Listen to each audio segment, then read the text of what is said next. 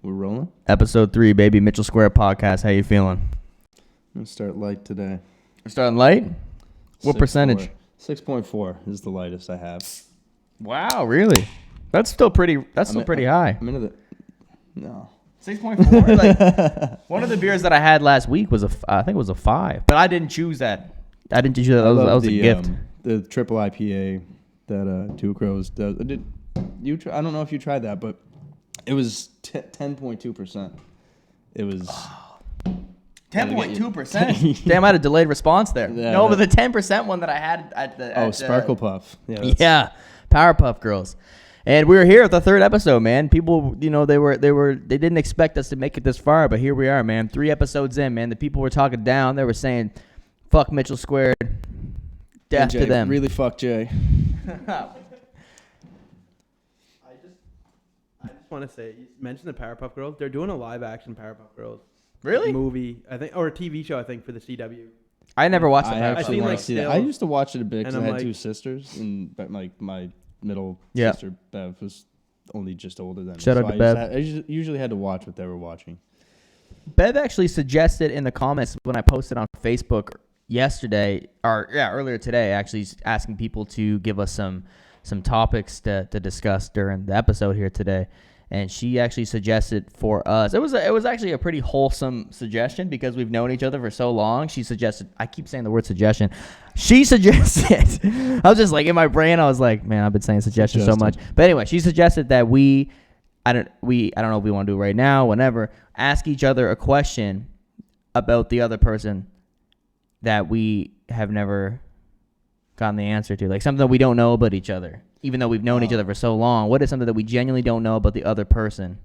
I don't really know. I think that this is something I didn't really mean to throw this out here right off the bat, but wait, does she mean ask like a question that we've never asked, or the thing where it's like, what's my favorite color? Oh, I know your favorite color is.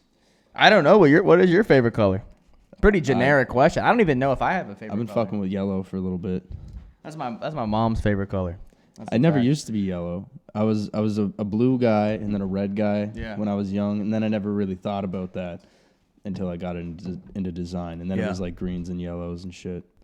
I think that blue would probably be what I'd have to go with. When it really comes down to it, I think that was the color that I was gravitating towards mostly when I was a young man. There's a lot of psychology that goes into what draws you to a color. Red's the blue, angry color. Yeah, blue is like a super positive Crip color. If I was designing a logo for a company based in sciences, and you're going blues and greens and shit, you know what I mean? It's just And green is the creative color. Yeah. Shout out to Mr. Mac. He was the first person to teach me that one because he had the green room. He's also my boss. Shout out to him. What I wanted to kick this episode off today with was I definitely took the most time out of any episode so far to really kind of dive in and pay attention to some stories that were catching my interest and everything, and kind of instead of just because the last 2 weeks I would just basically write in a title of a story or whatever, get the article up here, and then we would kind of read through it and give our thoughts. But now I kind of got some points here on the laptop in front of me, and the thing is something I want to touch into here soon as of right now. I went down a Soulja Boy wormhole today, rabbit hole, whatever kind of hole we want to use to describe this. But we were actually going to watch Crank That before we started recording here. But I just wanted to see how big their clothes were. I'm just going to look at that while you're talking. Okay. Yeah, but basically I just, he got the number one. Look at those shorts, man. Let's put this on mute so we don't get copyrighted right off the bat. You know what's funny? This Polaris commercial that is playing before the video right now, I guarantee you it's French. Can we hear it? Oh, we have muted the whole thing. I keep getting French Polaris ads. See? Told you, bro. I don't know why YouTube is I think they must have fucked up when they were sometimes putting the audience with the together. Ads too. It's I'd never be getting hit with the French ads. Jack Thriller's in this video too. Shout out to Jack Thriller. I saw him take tequila shots at 12 p.m. in Atlanta back in the day. Yeah, everybody does have baggy clothes on in this music video. But Soulja Boy has shorts on that you could fit 6 of them inside of. How many Soulja Boys do you think you could fit into the largest pair of pants? Look at that shirt, man. I used to wear big shirts too, though. Well, that's Jack Thriller right there. You know Jack Thriller. He did the interviews and everything. He has the glass eye. He was doing interviews for This Is 50. I don't know if that still exists. He's a legend in his own right. I like. It looks like he took like a those white. Man. You know those whiteout pens that are not good at all for actually whiting anything out. It looks like he drew Soulja Boy on his sunglasses with that. Yeah. He probably did, bro. That was probably a last minute thing. I feel like but he it was is pretty very, very innovative. And I was gonna say that exact same word. Like he was just like, like if. Like he would do something like that, you know what I mean? Yeah. Well, that's what I wrote down a point because we always see Soulja Boy on social media claiming that he basically invented everything. It's actually getting to that point now where he's basically claiming that he invented social media. So what I did some digging and diving this afternoon, and I got a list here of some of the things that make Soulja Boy extremely innovative when it comes to what he's accomplished for himself in the music industry. Even if he hasn't had a #1 Billboard hit in the past 10 years, he's definitely still managed to keep himself relevant because he blew up when he was 16, and now I think he just turned 30. So I mean, pretty impressive. I mean, he's been holding it. I mean, pretty much half of his life he's been pretty famous. But we break it down. Here's a list I got here. So he was one of the first artists to utilize social media to generate buzz prior to getting signed by a major label by growing a YouTube following and through SoundClick and MySpace. So when you look back, I mean.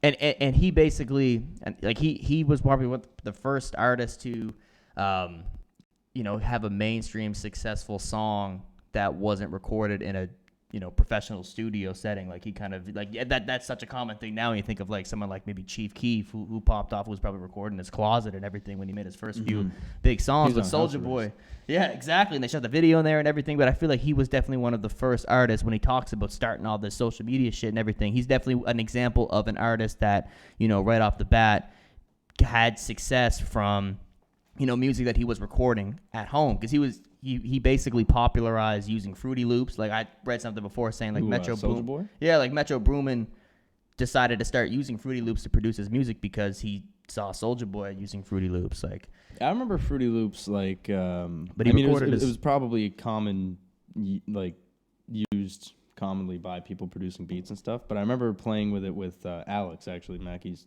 younger brother that I was friends with growing up. And it was super basic. Like it really came a long way. Like when I see Sean, is that what Sean uses? Mm-hmm. Yeah, like it's just all my music super technical. Over the past 6-7 years has been recorded on Fruity Loops. But he was like, I read somewhere like he did an interview after his debut album came out, and he said that like at the time when his album came out, that had Crank That on it, that was extremely successful.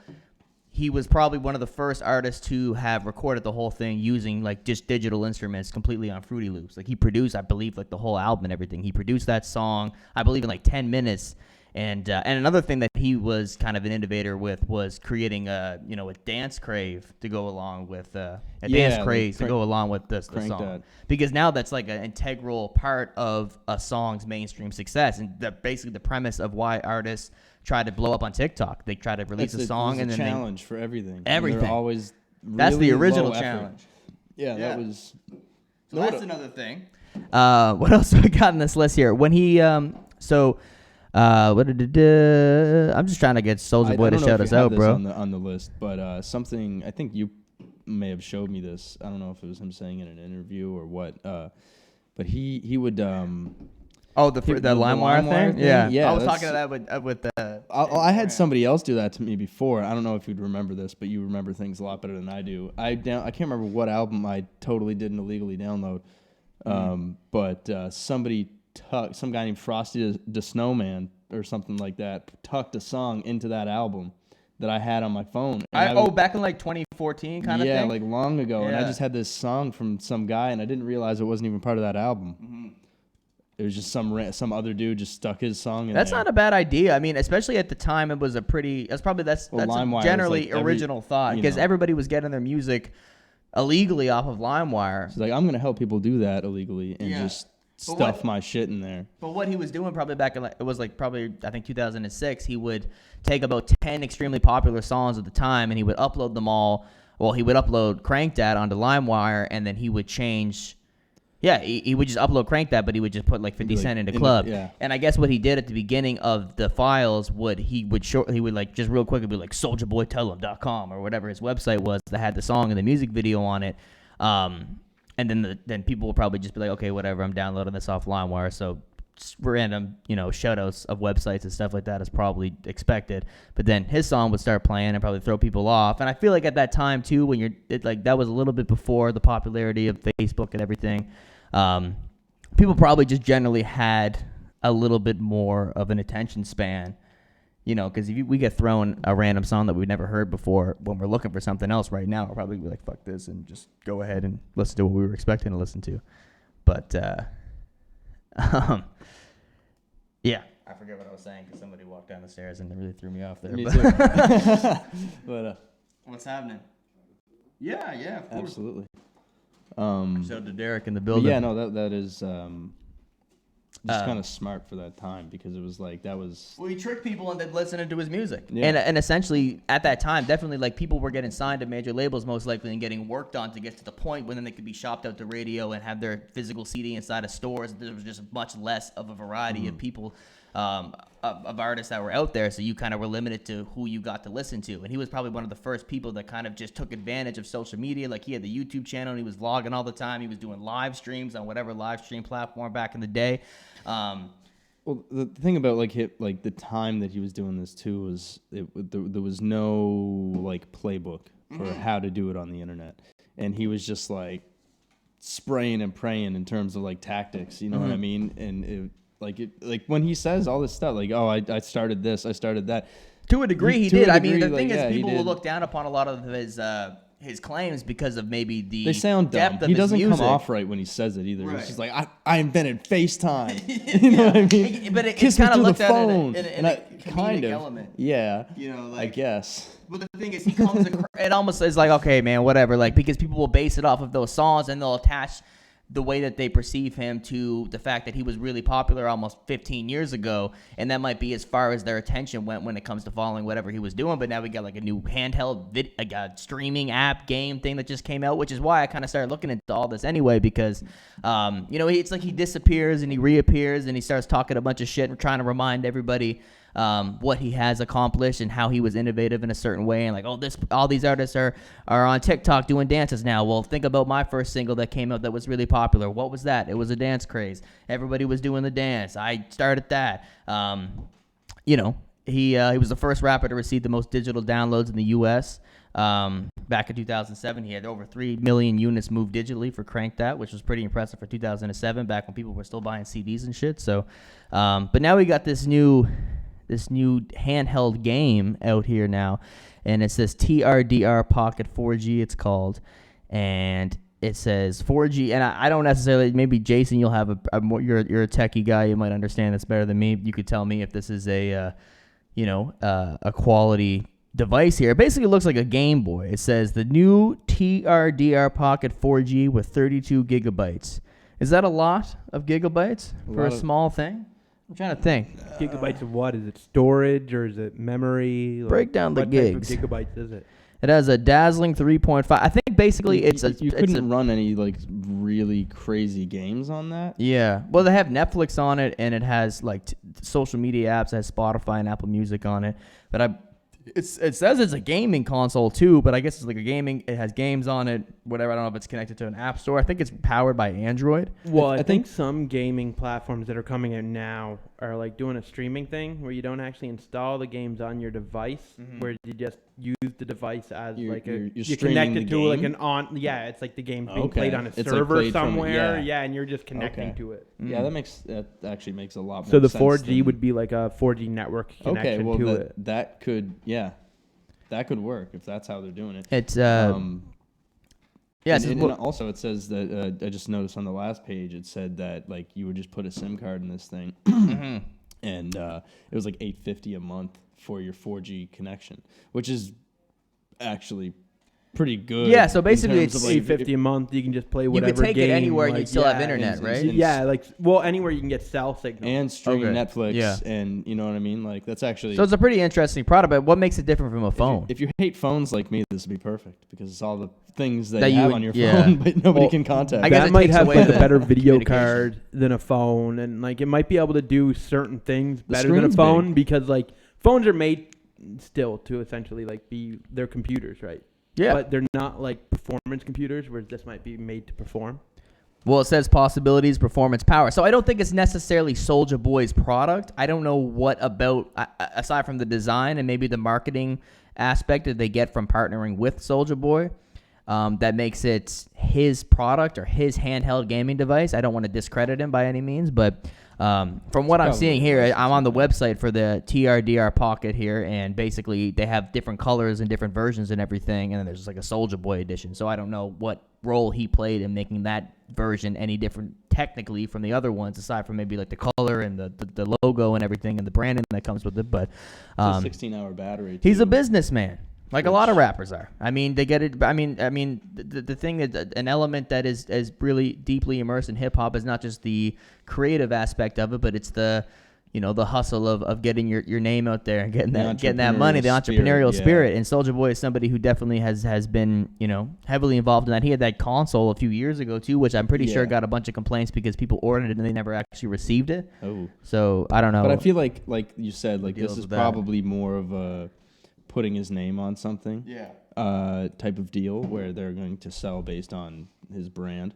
But I don't know how powerful the Soulja Boy audience is. I mean, I look at the comments and stuff. I feel like he has a strong worldwide following, because sometimes you'll see people comment like come to Brazil commenters. Oh yeah, and he shit definitely like that. goes all over the place touring. You know what I mean? Just because something isn't immediately popular here right now doesn't mean it isn't somewhere else. You know what I mean? But he signed with Virgin Records this week because, and I guess he must have been independent for a long period of time, because obviously when he had his bigger singles like the Kiss Me Through the Phone, Crank That, whatever, at the beginning of his career that really propelled him to the front of the mainstream, he was with a major label. But I guess somewhere along the way he became independent again, because he was tweeting earlier this week and he was like, I got this deal on the table. I don't know if I should take it. He was like, I got this song, the new one that he has, the Make a Clap, that I put in the group before. So that's it's only like a minute and a half long song, but it has, I checked on TikTok earlier, there's about 1.5 million videos that were made to that song. Jesus so it's Christ. Like, he claims it's the number one song on the TikTok charts, like the most commonly used sound right now. I couldn't find those charts. 1.5 million videos. That's 1.5 million people that chose to do a dance to that. 1% of those videos that were made probably have millions of views in and of themselves. So if you think about the streams there, it's like, but the song only has like 2 million streams on Spotify. Yeah, but that's just on, what I'm saying is on TikTok. If the top like 1% of those 1.5 million videos have like millions of views, which a lot of people on there get a fuck ton of views because they're like 10-second long videos, so they go over and over and over again. I don't know how the streaming money works, but you're talking about potentially right now like hundreds of millions of streams. I think if you get to that many streams on TikTok, even though it's not a stream of the entire song, well, they probably have some sort of like they're not paying like. I've never got any royalties from TikTok, but I've never had a song that has gotten that many streams on TikTok in the first place. But I'm sure there's some kind of method set up, because when I distribute my music onto Spotify and Apple Music and everything, it goes onto TikTok as well. And the distributor that I use, I get to choose which 15, 30-second clip that I want uploaded to TikTok at which point in the song. So I don't know how that works, but I would imagine he's getting paid. Regardless, the song gets ridiculous attention. I'm sure he got a nice advance from the label that he signed with. Like 5 days old. But at the end of the day, an advance from a label is just a loan to be able to go produce something that's gonna, make them get their money back from their investment plus more, and then get him paid. But he, he has his different revenue streams anyway. So, what I was gonna say is, do you think that by him having success with this song, because I can't remember the last time Soulja Boy had a song that I guess was receiving this much attention on a more mainstream level, do you think that this song, following the success of this, do you think there could be like a Soulja Boy comeback musically? He probably. Jason's doing the fist bump. You're making a lot of faces back there. Is something going on that I'm not seeing? I know my dad walked up the stairs, but shout out to Derek. I was commenting on your dad's shirt to him. He had silently. Yeah, he had a Cosmo Kramer. I like your shirt too. Thank you. Yes, what that is. Duffman. I'm not sure the source of this shirt. I love the colors of this shirt. I tried to Google this, and that looks like Ethan Klein's brand H3. It looks like his. It's called like Cheobi. Teddy it's Fresh. Like Spanish, but I Googled it and I can't. I have no fucking idea. I can't find it, but this is one of the best shirts I've ever found. That's a fire shirt. I haven't seen you wear that shirt. I don't think. Yes, you have. I tried to get. Remember, you did the Savoy show. I tried to get you to wear this shirt for the Savoy show. Oh, well, that would have been tight. I had to pay my dues to Mac Miller. You had like a rock star vibe going. Anyway, this that was work with the that. most kind of like nerdy, but very colorful. I mean, I would do a relatively big, significant show wearing that polo shirt. Look at the buttons. Man, those buttons are crazy. I wish once we level up a little bit, we get a few more cameras. We got somebody to zoom in on the buttons. We'll have a camera designated specifically to zoom in on buttons at any time attention is brought to a button that might be a little bit outside of the box on a shirt that we're wearing. Also, I want to do a quick little shout out to East Coast Lifestyle right here, or East Coast Rum Soda, I should say. Well, the rum sodas that are a part of the East Coast Lifestyle brand. I got the pack. They sent 12 East Coast Lifestyle rum sodas to my front door Friday evening. It was the best thing to come home to. I drank about 7 on Friday night, and I drank about... I hear they're delicious because I haven't had any. Yeah. So, So I have only 2 left, so I drank 3 yesterday. And, you want to give them a try, man. They're pretty good. They're pretty good. I'm a fan. I used to, if you remember, when we would never drink underage in high school, rum was my shit. Yes, down by the water, down by the cliff. I'm a fan of these, like, I actually really like that. So shout out to, everybody should go pick these up. You're supporting a local brand. Get into the liquor game. They're actually available at every liquor store throughout all of Atlantic Canada. So that's PEI, that's Nova Scotia, that's New Brunswick. I'm not quite sure if Newfoundland is falling into that category for these cans being available out there, but I would imagine so. I don't know what it is, but that was a familiar taste. But yeah, they're good. I mean, I'm killing them right now. I'm a fan of these lighter drinks that people are coming out with. Like, what do they call, like seltzers or whatever? Yeah. And it's just like a little bit of liquor. It's like a mixed drink, but it's light because it 110 calories. Ever since most of them are like 0 sugar, 0 calorie, or like 0 carbs, so they're like really light and you don't get bloated. And it's nice. You can have like 12 of them and not feel disgusting the next day. Ever since I'm always disgusting the next day. Except for feeling disgusting for having 12 drinks. Yes. No, I'm not always. I'm just. I mean, generally as a person. Oh. Shout out to Lindsay. Shout out to Emily. They're trying to make their way up the stairs right now. There's a lot of shit going on. I like your buns. Shout out to Mama's buns. Anyway, do you think Soulja Boy can make a comeback, start taking over the game again? He has some big hits over the years. I mean, we made it with Drake. Yeah. He was only on the hook. He said one line. I don't think I ever made it to saying this, but he, I think, has the most comebacks. He's the comeback king. Yeah, who else has disappeared? What happened to you, Jay? Drake. Oh, I thought it was coming out of the bottom of the can. I was gonna say I've never seen that before. Yeah, no, he probably has more comebacks than anybody. Well, really. He just hasn't completely faded out. Him and Tyga are in a fucking class together. Yeah. Well, that was the beef 2 years ago that went really viral. And Tyga was like, "No, I had the biggest comeback," and then Soulja Boy was like, "No, I had the biggest comeback," and nobody really even knew why he was saying that. And then that just became such a popular thing. Then he went on the Breakfast Club. He basically was doing a media run. A media press run based off of just going viral a couple of times by saying a few things here and there, and then he kind of just ran with that momentum, and that's when he put out the console, and I'm sure he dropped a few albums and stuff. There was when I was back in my apartment, there was a night 4 months ago where I had 3 or 4 tall cans, and I came back and I was making food. I didn't really know what I was going to do for the rest of the night, and I just listened to a whole Soulja Boy album from front to back, and it was it was a little bit of a painful experience. I'm not going to lie. I wasn't the biggest fan of what I heard, but I respected the hustle. Not going to lie. But you know what? That's fine. To albums front to back. Let's get into it. To review a Riff Raff and Yelawolf album. Yes. So Riff Raff and Yelawolf came with a collaborative project that dropped on Friday. Yeah, what do you think about the cover? That's just a tornado. I feel like somebody who isn't really a graphic designer made that. You know what? Riff Raff made this. He definitely made this. Rest in peace to Jody Husky. I can see one of his dogs made it. Basically, one of his dogs died. Jody Husky died. Man, Jody Husky died. You didn't see that? What? He dedicated his whole Instagram for a week to just these very emotional memory videos of him and Jody Husky. Jody Husky at the beach, and it was crazy because he actually really he dipped out from social media for a week, and this team was they made a post, they put the dog up, and they were for the next, this is Riff's team. He's taking a break from social media for a few days. In the meantime, this page is just going to be dedicated to Jody Husky, and it just uploaded photos and videos of the dog. He probably Riff's a different character. I wouldn't be surprised if he couldn't really relate to people very well. And I don't mean that in a bad way, but he's that's kind of similar to DMX. He's just a different kind of guy, right? All right. And so I imagine a guy like that could be very close to his pets. You know what I mean? And well, he's had that husky for a while too. Like I remember he got not really that long, bro. He got that husky back in like 2014. Yeah, that's a while.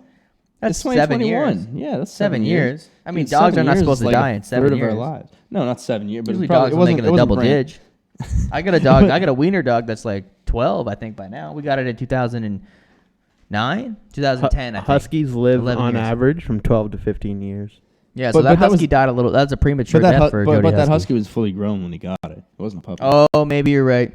He did dye the fur of the husky. Yeah, he did dye that husky blue. Which is interesting because there's this rapper. I think he had another one that was pink too, right?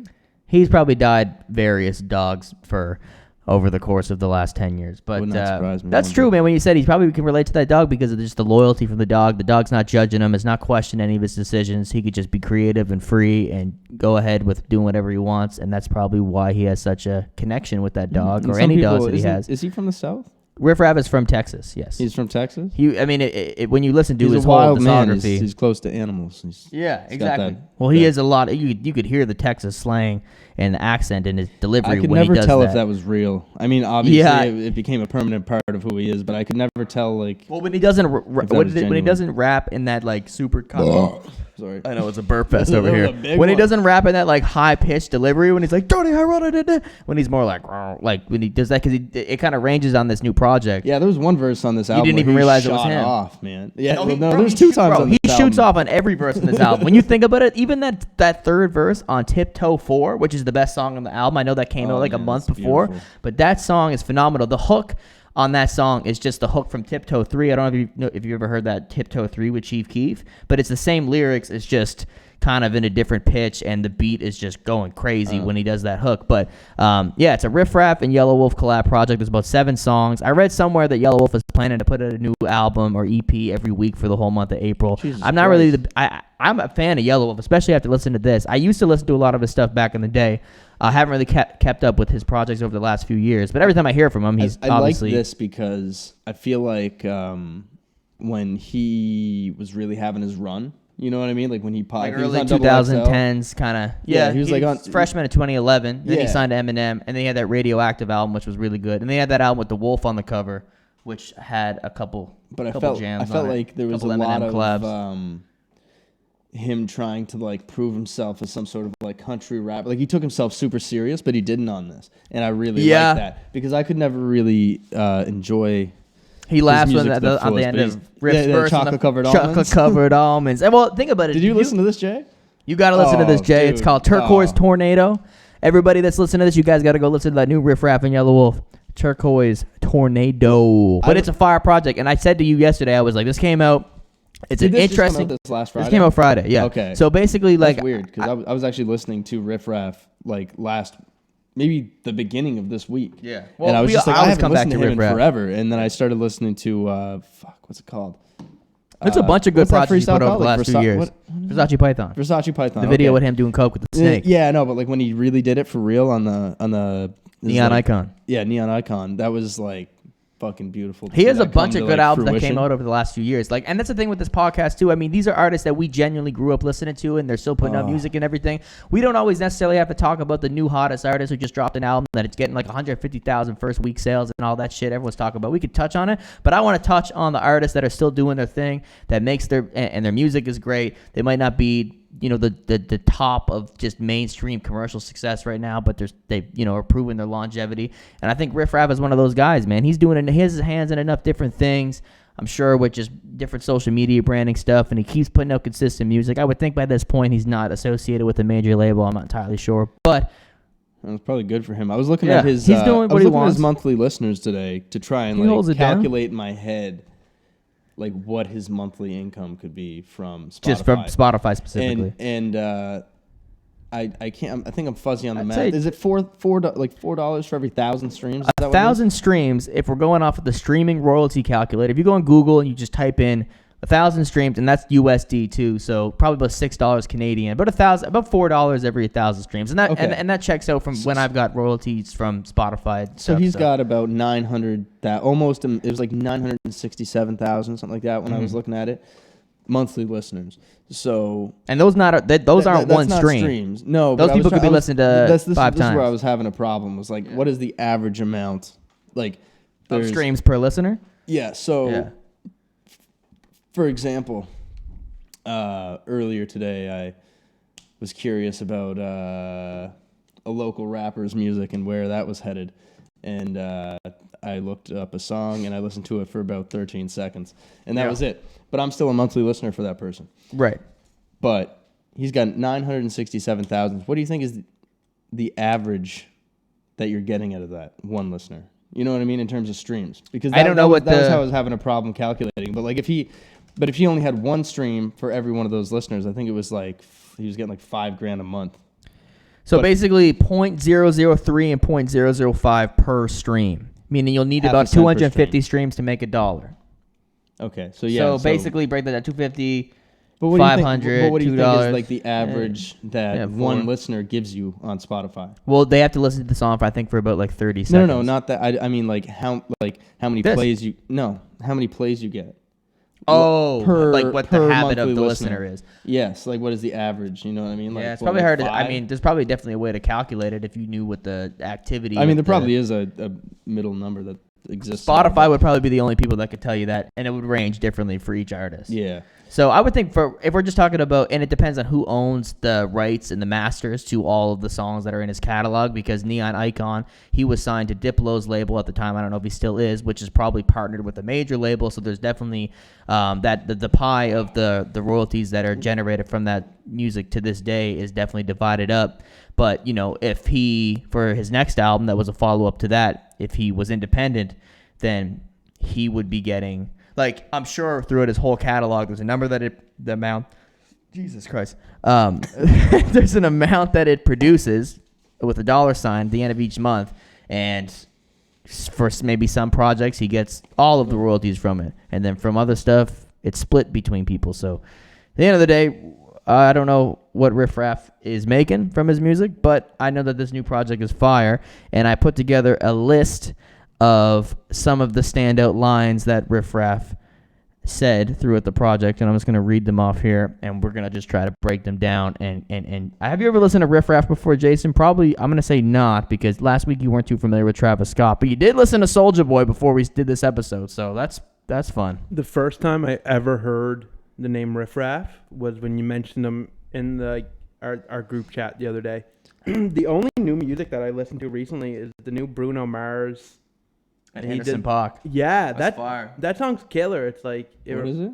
It's like a 70s kind of like soul. Reminded me of like Earth, Wind, and Fire kind of stuff. 70s, like funky, you know? He's a funky boy. When he first started... Oh, no, never mind. Oh, yeah, no, it was him. I was like, this guy's going to be like the next Michael Jackson. I don't think he lived up to that, but... Well, I remember his thing for sure, bro. He's had mega hits. And he's killing it. I'm sure he's killing it. But my brother hates like all pop, like everything pop. My brother's like, no, if it's not like hardcore punk, my brother's like, oh, it's awful. Yeah. And I remember when Bruno Mars was at the Super Bowl. That's a weird way to think. Well, I was talking to my brother. I was talking to him like a week. Definitely limits your taste. Shout out to your brother, though. I was talking to him a week after Bruno Mars was on the Super Bowl, and he looked at me. He's like, I hate Bruno Mars. And I was like, why do you hate Bruno Mars, dude? He's like, no one should be that talented. No one should be that good at what they do.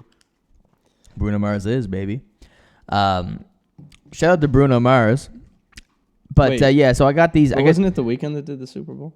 No, I mean, Bruno Mars this year. Bruno Mars did it like a number of years ago. They're on their R&B wave at the Super Bowl. But that's because Jay-Z actually took over. I'm confused myself. That's why I was... Well, I believe Rock Nation is now responsible, Jay-Z's company, for curating the talent and the setup for the Super Bowl. Oh. Jay-Z is like up for the Hall. That's fucked up. For Music Hall of Fame. Is it Rock and Roll Music Hall of Fame? I think it might be. I voted for him earlier. Anyway, like there's like a list of people. There shouldn't even be. I know Foo Fighters. Well, you guys share the same name, so. Yeah, man. LL Cool J was in it too. So like, I voted for Jay-Z and LL Cool J was already in the Rock and Roll Hall of Fame. I thought that happened years ago. The first hip hop guy to be accepted from here on out. I think the first hip hop guy to be JB. Okay. JB. The first hip hop guy to be accepted was just put in, but wasn't it? I feel like it was either Tupac or Biggie. I have no idea, man. I have no idea what's going on. Oh yes, it was Notorious B.I.G. was put in 2021 this year. I remember I watched the ceremony on HBO. Notorious B.I.G. Shout out to Biggie, man. He has a new documentary out on Netflix. I didn't watch it. But I'm going to break down these Riff Raff lines here. And I'll get your opinion on them. So the first one here is I'm counting up my Burberry blessings, learning Louis Vuitton lessons. What does that mean? That I listened to this album a lot of times trying to pull meaning out of it. Well, he's learning. But I feel like this is a classic Riff Raff line. Yeah. Because almost in the same way that I'm crackling here. Oh shit. I think I just touched the. I think you're good. I don't think that's this, but I actually I need to correct something I just said. I said like Notorious B.I.G. was the first hip hop guy in the Rock and Roll Hall of Fame. I just found out right now there's actually 6 before him: Grandmaster Flash, Furious 5, Grandmaster Flash and the Furious 5, Run DMC, Beastie Boys, Public Enemy, NWA, Tupac.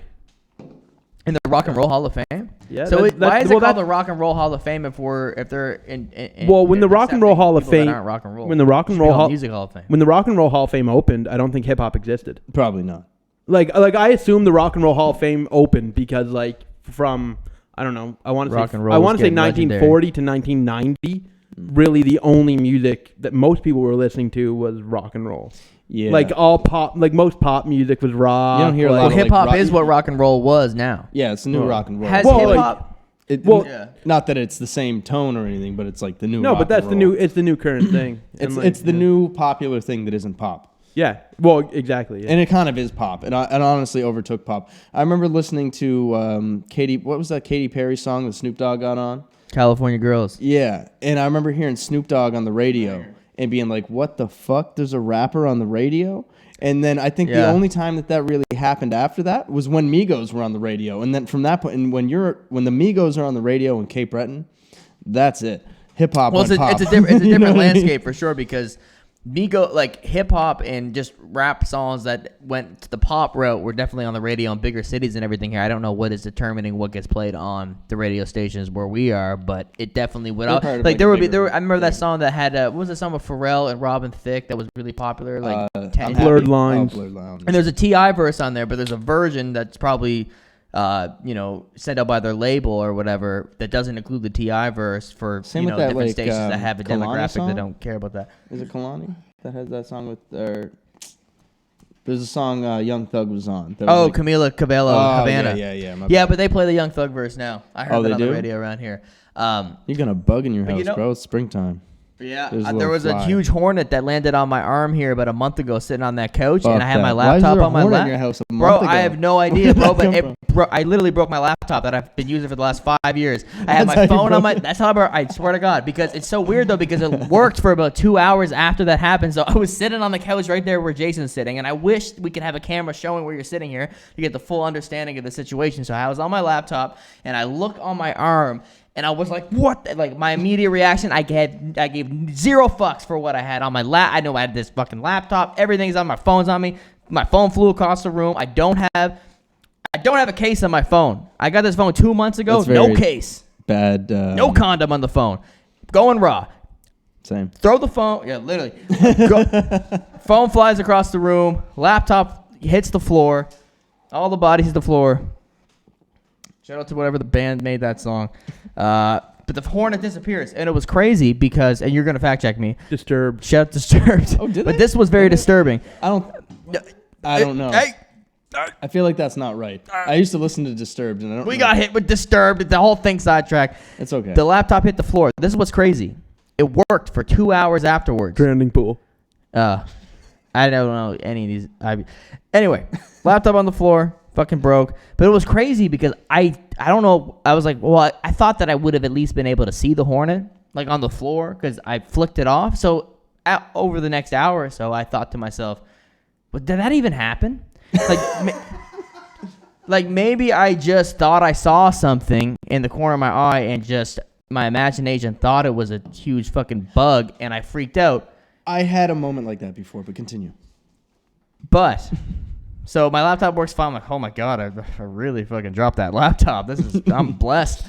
All praise to the Most High. So using the laptop, I close it, go to work. Well, actually, no. So before I left, look on the floor, and the fucking hornet was there, bro. Oh, it was there? It was the granddaddy hornet. I didn't kill it, though, because the Geico music video was coming out later that day, and And it was the day before I got my new car, and I was like, you know what? I'm weird like that sometimes. I don't like killing anything. Really? I was like, I'm not gonna kill this thing. I got too much shit riding on me right now. If something doesn't go according to plan, I'm gonna blame it on the fact that I killed this innocent hornet. It's not the hornet's fault that it's huge and disgusting.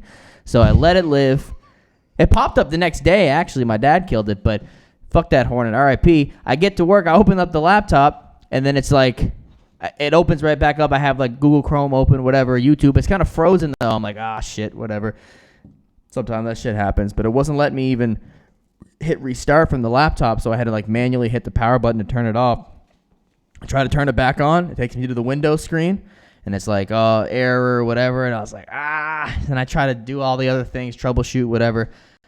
Long story short, that has basically, that hornet broke my laptop. You don't like fucking up hornets? You don't like enjoy fucking up any bugs? This is why I know I'm a psychopath. Anytime I find a bug in my house that disturbs me, because there's some of them that I'm like, all right, you're here. Like flies, usually I'm like, unless you're a big ass buzzing fly and you're like in my face like 10 times, I'm not going to hit you. Mm-hmm. But if I find like ants or spiders or shit in my house, I put them in the toilet. And I just got this habit of, because one time I threw a spider in the toilet and it climbed out, and I watched it climb out. So now I throw them in the toilet and I watch them till they drown every time. Wow. Yeah. You should do that with a human sometime. Yeah. Put them in the toilet. So you smell my ass crack and then shit on their face. I poop. Yeah. Bitch. And then flush. Imagine you go flush people down a toilet. That'd be badass. The ultimate toilet big enough. Be like, fuck you, bro. You get in a fight with someone, you throw them in the toilet and flush them down. That's like a cartoon. Anyway, the laptop has been with some guy trying to fix it for the last month, and it's still not fixed. So, I think the Hornet fucked it up. I think what happened was, so I think that it's capable of being reset, and it could work again. I think that the guy said the hard drive is corrupted, though, so I think I would lose the 5 years of my camera roll and anything that I have on there, unreleased songs, whatever stuff that I can't really think that is that valuable off the top of my head. But if I was shown all the stuff that I was about to lose permanently forever, I would be like, no, give me that back. I was like hoarding a lot of shit on that laptop, but might all be gone, boys. Might all be gone. I think, you know what? At the beginning of this podcast, I was like, no Monster Energy drink. Maybe I'll stay off the drinks. But after you kill 2 drinks. Liquor drinks? Or like not the permanently, but just like during the episode, I thought like maybe if I get really hyper, it might benefit the episode more. But I killed 2 of these rum sodas, and now I'm really feeling a nice vibe. I like walking into looseness as we move forward. Mm-hmm. I think that like works. We're entering looseness right now. When I timestamp this in the comments, wherever we're at right now in the episode, I'm going to call this entering looseness. 42 minutes? That's pretty much where I thought we were. Next Riff Raff line here, he says, haters got me fucked up. This is a great one, by the way. I just recited this on my Instagram story. Haters got me fucked up. Haters say I love to build a ramp and jump the Lamborghini over the Dolce & Gabbana dump trucks. And Jason, you're not familiar with Riff Raff. This is what he's known for. Very he freestyles ridiculous, like flamboyant. Everything comes off the top of his head. He doesn't write it down, and sometimes it might not be always flowing very smoothly, but the things that he says are just like the most. It requires a special type of brain to produce these thoughts. So does he just go in the studio and like, oh, here's the beat, I'm just going to drop this? I heard from a guy that I recorded with in Montreal. Riff Raff came out there and did a show, and this guy's a really nice studio. Shout out to New Buds on Instagram, Make Way Studios. He said he had Riff Raff in for a session, and basically I'm pretty sure like he just would punch in line after line after line. So he would go in there, he'd say a bunch of lines, they'd pick one that was like entertaining or funny enough that kind of went with the flow of the song. He'd go in, he'd do it again. Oh, that was funny. Like it could be a ton of whack stuff that wouldn't be usable, but they picked the best stuff out of a bunch of different takes and then pieced together. It's an interesting way of producing a song. So he could do like 40 minutes worth of takes and you only use like a minute of them. He just listens through them and pick like, oh, that was funny. You said that here. You said that here. So he's not writing the shit down and going and preparing it's pieced the same together. verse. It's all freestyle. Yeah. Like just whatever he thinks is gonna like come off the end of the last line is just and sounds crazy. You have to go listen to it. There's always something. This is the thing. It's just like a random line and usually like a weird color, like Aquaberry fucking whatever. That and he uses luxury clothing brands. Yes, it's a color and a clothing brand. There's a candy color and a clothing brand. Yeah. And then like whatever else he can jam in there. But that's basically all. Yeah. So basically he's saying on this one, the idea that the haters are telling him that he loves to do something, and the activity that they're saying they don't like him, but they're like, Riff, you love building the ramp to jump your Lamborghini over the Dolce & Gabbana dump trucks. What does the Dolce & Gabbana dump trucks look like? Show me the dump trucks. They're dump trucks that are just like they got the Dolce & Gabbana logo. You open the door and there's like Dolce & Gabbana cologne. It just gets sprayed in your face. Well, my favorite line from the Bay off of the album, I actually can't remember the line exactly, but he references his piss looking like skim milk, and to me that sounds like cum. Yeah, there's definitely layers. It's a lot different when you hear something, like you listen to something and you're taking in the lyrics, and then you go on. And I rarely go on Genius and I look up the lyrics and kind of actually read. It's different when you're reading them, and that's what when I was writing, going on Genius and listening to each one of these songs and looking at his verses and taking the funniest shit out and putting them in this list.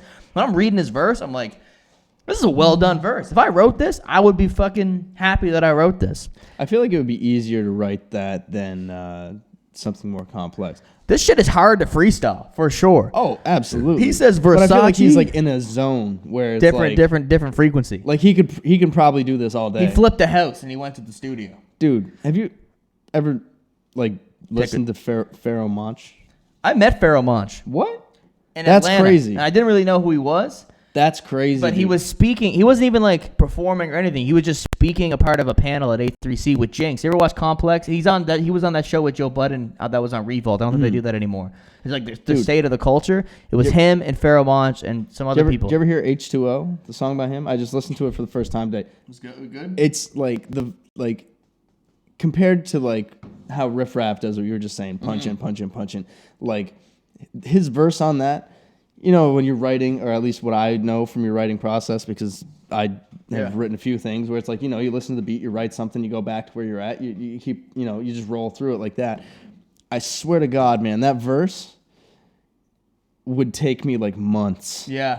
It's fucking crazy. I'll have to listen to some more Pharoah Monch. Dude, he was like a part of like the Talib Kweli, Mos Def, collaborative, conscious hip hop, early 2000s. Well, Glenn told me like years ago. Yeah. He was like, he was into the kind of stuff drop shit. Well, he told me though, he's like, the kind of stuff that you like, you would fucking love Pharoah Monch. And I was like, okay, Glenn.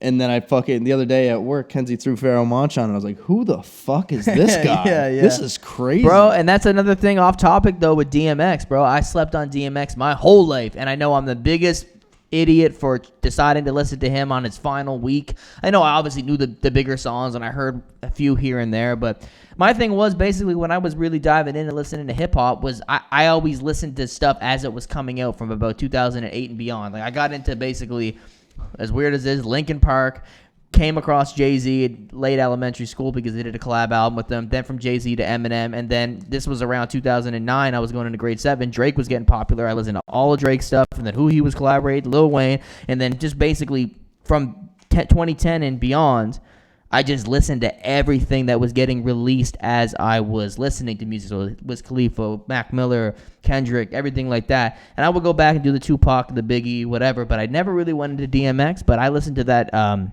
It's Dark and Hell is Hot album this week. Is that his first album? The very first one that came out in 1998. Yeah. And that shit is fucking fire. And I just love how authentic his music is. And I mean, yeah, how like just, it's just pure emotion. And it's just, but it's not just like, because I remember I would hear some of his stuff from time to time and I was like, I almost felt like it was so, the delivery was so aggressive that I just didn't feel like it was like flowing enough for my ear to truly appreciate it. But as I went and I listened to how well crafted that album is with the skits and the topics with each song that's on there, and there's just a whole lot of shit to unpack. And I haven't went and listened to the albums that came out after that. He's actually also the first artist to have his first rapper. I don't know about artists. I think maybe first artist too to have his first 5 debut albums all chart number 1 on the Billboard top 200 throughout all genres, which is a pretty impressive feat. But I'm excited to dive in more into DMX's catalog. And I know people say, oh, you only show love to people once they're gone, whatever. So I could fall into the category of someone jumping on the bandwagon, especially, you know, as he has just unfortunately passed away. Well, but rest in peace, DMX. I'm going to appreciate the music, though. It's great. I don't think that's a bandwagon. I think, like it's unfortunate that you found him after he died. Mm-hmm. But I don't think there's anything wrong with that. Like I was always aware of his music. Elvis died in 1976. Does that mean I can't like his music? No. Yeah, I was going to say, that's only a thing in hip-hop. Yeah, well, I guess so. For anything. Well, I can actually leave an example of music. Like, I like punk music too. And there's a guy, Tony Sly. He was the lead singer of a band No Use for a Name, and he did like some acoustic albums. And like, I knew who he was, and I knew some of his songs. But then after he died, I like started listening to him. He's one of my favorite songwriters now. Right? Yeah, like, definitely. And that's something I found with Mac Miller too, man. Like prior to his album Swimming that was released in 2018, there was a good period of time after his last project, Divine Feminine, which came out late 2016, where you weren't hearing anything from Mac Miller, and I was just I'm the biggest Mac Miller fan. I know I could tell you everything about Mac Miller, and there was just a period of time where I was always listening to his stuff still, but as things were progressing, like 2017 was that whole era, like the SoundCloud rappers, mumble rap, all that shit that was like really being was really at the forefront of hip hop, and whether you liked it or hated it, that's what everyone was talking about. And you know, I just was like, people just all of a sudden stopped talking about Mac Miller. He puts out Swimming the same day as Travis Scott's Astro World, and Astro World really outshined the hype around Swimming, even though, you know, people were definitely, you know, Mac Miller's still a huge artist, so, you know, his fans were listening to it and everything. And then he dies a month later, and then as time progresses, it's like a novelty thing now from people that I didn't ever see share Mac Miller stuff, talk about how big of a fan they were of Mac Miller. Now they're like, Circles is the best. It's like the day that he passed away. Yeah. There's so many people that I didn't even know who were fans of Mac Miller that claim to be like his biggest fan now. And they always love his most recent shit, like Swimming and Circles, which are both great projects. But I'm like, okay, well, tell me about Faces. Tell me about watching movies with the sound up. But I feel like people, like that's music that came out that's when a thing he died. Like people don't really look back on you in fondness until you're gone, because I can't really look back on you. You're there. It's something that's undeniable, man. When somebody dies, you see all the famous people give an outcry of how much they meant to them and how influenced they were by their stuff, and then everyone's like, oh, maybe I should go to some listen to people that. It is like I want to be relevant in the moment, and like, you know, I see everybody else posting about it, or it just makes people maybe just naturally think about that person more because it's like, fuck, they died. Well, I need to throw something out. I'd like a guy like Little Peep. I didn't know who he was beforehand. I feel like you would like his shit. I do, actually. Yeah. Like he died, and I was like, I don't know who he is. I want to listen to him stuff. And that probably and that's how I found Little Peep. Mac Miller. First time I heard him, I didn't know who he was. He died, and I was like, oh, I want to listen to him stuff. What? I heard some of his stuff, and his stuff, he's great. Mac Miller. That's the first time you listen to Mac Miller. Well, Jay's not tapped into the hip hop game. Well, like he's getting more in there now, though. I'm doing what I can. Did you ever end up diving into X? Remember, I was playing him at work. I did a little bit. Yeah. He's like, that's another. I mean, he's a little bit of a controversial figure, but like his catalog is. Lately, I've been getting into Kid Cudi. Like someone that we work with played him at work, and I was like, oh man, this dude's actually like unreal. Did you see Kid Cudi's? He performed on Saturday Night Live last night. Yeah, he was wearing the dress. Yeah, so what we were talking about before. He's trying to make everybody's kids gay. Yeah, he's trying to get in the brains of your kids and make them think it's cool to wear dresses to lower their masculinity. Your kids like cocks. Yeah, now next thing you know, you're gonna wake up and your kid's gonna be sucking dick. Next thing, you gotta watch your kid lock the door because he got Grindr on his phone now because of Kid Cudi. He's listening to day and night, and what he does in the night is being around penis. Mommy and daddy. Yeah. Anyway, but it was a tribute to Kurt Cobain because he died on April 5th, right? 28 years ago. Yeah, so he wore, his first song that he did, he wore that jacket that he wore, I guess, during the MTV Unplugged. And then the second song, he wore the dress that Kurt Cobain wore wherever. And, and I guess it's part of a collaboration with Off-White that Kid Cudi's doing that's coming out in the future. And I guess that dress is a part of it. So... But that was definitely like every time there's. I believe Kurt Cobain actually wore a dress doing a live performance at one point. Like, and it may have been Saturday. I can't remember. I know I watched the performance, but it may have been Saturday Night Live. It was. I feel like it was. If so, that'd be very iconic. Or an MTV thing. But. Yeah. Well, that was what it was meant to. How do you feel about that? Do you guys care if a dude wears a dress? Does that really? Wear whatever you want to wear. I wore a kilt to prom. I don't give a fuck. You wore a kilt to prom? Yeah, I wore a kilt to prom. There's not a lot of opportunities for men to wear skirts, but I feel like having your. Were you playing the bagpipes? What was the meaning behind you rocking the kilt? Well, I mean, like, you can't see me because I'm not on camera, but I'm a pasty white dude.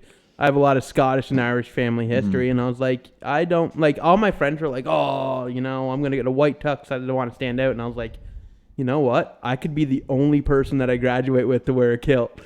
So, like, and I knew, like, because my cousin had just got married a couple years before, and her husband wore a kilt to the wedding, and he was like, well, I have that kilt, and he had, like, all the get-up, and he was like, so you don't have to even rent one. And I was like, well, perfect. So I wore a kilt to prom, and literally like almost everyone that I graduated with, like all the guys, they were wearing like their black or white tuxes, and they came up, they're like, man, I wish I had worn a That's kilt. respect that you did something super different back then. Not back then, like it was ages ago, but still, like Well, it was like 11 years ago. I had white gloves and people get less judgmental as time goes on. But people think they're edgy for wearing a bow tie. Being weird. You wore a motherfucking kilt, man. Let's give Jason a round of applause right now. Thank you. I'll be here all week. I wore a bow tie too. Like double. I can't like 100% remember, but I'm pretty sure there was a bow tie. You had a top hat and a fucking cane. I had a top hat, a cane, and white gloves. Respect. He went to white gloves. I was so fucked up. Actually, here's another line from the Riff Raff album. And know what I realized afterwards, because this is one of the few lines that had a description explaining the significance behind the line on Genius. He says, "I could sell a ketchup popsicle to a woman in a white glove." At first, I was like, what the fuck does that mean? But it's like the popsicle. It's actually an old salesman line. Yeah, it's like, exactly. It's almost like I could sell snow to an Eskimo. Or I could sell water to a well. Yeah. Or I could sell crack to your aunt. Yeah. And, but it's a reference from and what it said on Genius is a line from the movie Tommy Boy, which is interesting. Riff Raff must have been watching. I've never seen the movie Tommy Boy, but Riff Raff must have been watching this movie when he was making this album, because he has another line. Dude, do yourself a favor, watch Tommy Boy. Yeah, that's Chris Farley and David Spade, and it's like it's literally like the best, some of the funniest moments they've ever had. Really? Oh yeah, spectacular movie. So we'll have to watch that. But and he has another line here. He says, "I had to leave the movie set of Tommy Boy too, because they try to pay in cash, but I'm only paid in jewels." So he's referencing this movie quite a bit. I'm just gonna read through these lines, and we're gonna pay our number dues. 8. Number 8, the Riff Raff says, "The ones who say fuck bitches, man, they probably don't fuck bitches. Been surrounded by women since I ain't have a pot to piss in." When you really break down Riff Raff lines and say them out loud without a beat behind it, and his voice, like whatever flow he's saying these lines to, these are some pivotal lyrics. He says the ones who say fuck bitches ain't fuck bitches. That just goes to like super like misogynistic dudes that are just being super sexist and you know, because they're not getting any bitches. Yeah. He's speaking facts. No, it is. That's what. Yeah. Like, he said also, "I'm a cop the coop. Lemon Diamond looks like lions doing layups on the moon." That one's hard to picture. Like, that's one of the few lines here that, like, every one of them have some kind of correlation. They can kind of attach to each other. You can kind of make sense of them. That's strictly from his imagination. He's like, these diamonds are yellow, and they look like, I'm sure they're moving when he's recording, and it's like I guess the lines are doing layups. I don't know where the moon comes in, but when I first started listening to Riff Raff, I would basically, I used it as a challenge. You remember when my grandmother had the red SUV, and we would go to the gym? I used to challenge myself to listen to music, I would listen. Well, Gucci was like that for me. I'm not going to lie. People say he's the fucking goat of the year. At one point, I thought Gucci was kind of a joke. Yeah, well, he in some ways is. But the challenge for me was, do you remember the mixtape Riff Raff had called Hologram Panda? Great mixtape. I remember listening to it with you at the gym. I couldn't work out. You couldn't do it. Yeah, that's what I was gonna say. I would challenge myself to get through a set of squats and listen to that mixtape, any song on it, and I couldn't. I would literally, my legs would give out, and I'd be laughing. It was fucking hard to do some fucking tricep pull downs listening to Hologram Panda. That's what's great about him, though. Yep. He says Versace robe cap, no run out of ammo, carbon fiber clips duct taped to the manhole, Riff Raphael, turtle shell, call it Hondo's, samurai sword, sent it, Lamborghini candles, big racks, mucho grando, leprechaun, green, Ralph Rondo, 2004.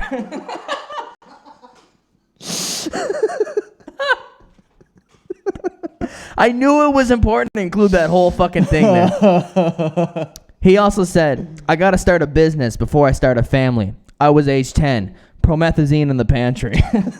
Just paint the picture for me. Paint it for me. He's like, "I got to start a business before I start a family." Wish I had done that. But you could make your family your business. You could have a family YouTube channel, and all your kids are characters. Monetize your kids. Weird. Wipe their ass on camera. No, man, you can see just my be kid's like, butthole looks like. Put it on. We're gonna cut ourselves off right there. Louis Vuitton bedspread sets for my next 10 butterscotch bad bitch guests that would rather argue or have sex. two opposites. Both could lead to either or.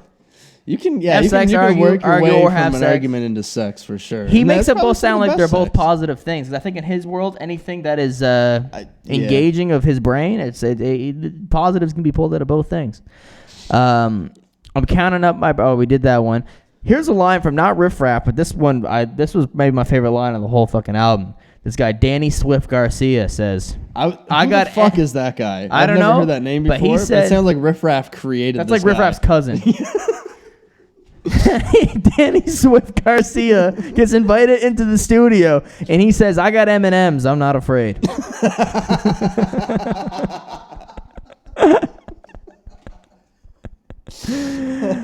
Riff Raff says he's gonna be in the Rock and Roll Hall of Fame for that one. Oh my God! He should. They need to pay him for the fact that they invited him way past when they should have invited him. He should have been the first rapper inside. Riff Raff's cousin, Danny Swift Garcia, said, "I got M&Ms. I'm not afraid." I read that name and I was like, tattooed on me. I was like, this guy did not exist. We should all get that tattooed on us. Danny Swift Garcia. I just want Danny Swift Garcia on my forehead. I have M&Ms and I'm not afraid. I want to get Danny Swift. I got M&Ms and I'm not afraid. Danny Swift Garcia right here around my nipple in a circle. Riff Raff says, my mansion, Miami. I just thought you were pointing at your armpit when you were doing that. Have you ever met somebody with a tattoo on their armpit? I mean, it's a pretty pointless place to get one, but I tattooed my hair on my armpit. Some next level. I remember being super self-conscious about the fact I didn't have armpit hair in grade 7. Dude, or veins in my forearms. I had big veins in my forearms after I started working out, but I had mine on my cock. Yeah, I got those too, but Show me. Sorry. Continue. My armpit hair is blonde. And I used to be very self-conscious of that at the gym. I'd be doing shoulder press. You had see-through armpit hair. And just from like 10 feet away looking at myself in the mirror, I'm like, I can't see my armpit hair from here. So everybody else probably thinks I shave my armpits. Weren't we talking about armpit hair last night? Like, without even joking? Last night? Yeah. I don't know, man. My memory's pretty bad. I don't get invited to these armpit hair parties. I feel like, you know how like the staff was like at one table? I feel like we were talking about like armpit hair or body hair last night. Oh, yeah, how hairy we were. Yeah, I'm not very hairy. Hairy Carey. I'm just getting hairy now. I'm trying to see if is there another line we didn't cover here? He says, my mansion, Miami, way out your jurisdiction. I keep Versace vision. Montclair mission. Guard gated subdivision. That's as reasonable. You know what? The fact that he made more than $1 million every year since 2013, if he's not lying, is quite impressive. That's reasonable. That's some honesty that we need. Riff Raff was super successful. He went to the Grammys, I think, with Katy Perry. And, that's a flex. That's not making you $1 million, but that's a, representation of your success. Maybe it was a label publicity stunt, but he got into some real estate. He got into buying homes and flipping them. Yeah, you do. This is what I was going to say. Oh, what were we going to say? We got a few all week in terms of like news, I haven't found anything terribly interesting other than that fucking monitor lizard that destroyed a 7-Eleven, but that's pretty much self-explanatory by itself. But I had a thought today. Sure. Why are white people not the minorities? I feel like we're like the least, like in terms of numbers. That's like a term that's used for everybody but white people, but I feel like white people are the minority. Is that not a fact? Like overall in the world? Like in terms of numbers, we're not? Well, like I mean, if globally, I think we are, but no, like in Canada. That's what I'm saying. No, I don't mean in like Canada. I just mean in general. Well, I mean, like, isn't there more than 1 billion people in India and China? Yeah, so, that's like 2 billion people in India and China alone, and there's only like 6 billion people in the world.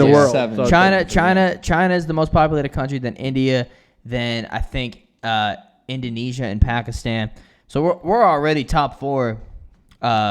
Not white people. So yeah, that's true. But I think the minority ideology is more of acceptance on a like, That's dumb. I mean, white people are on the way out.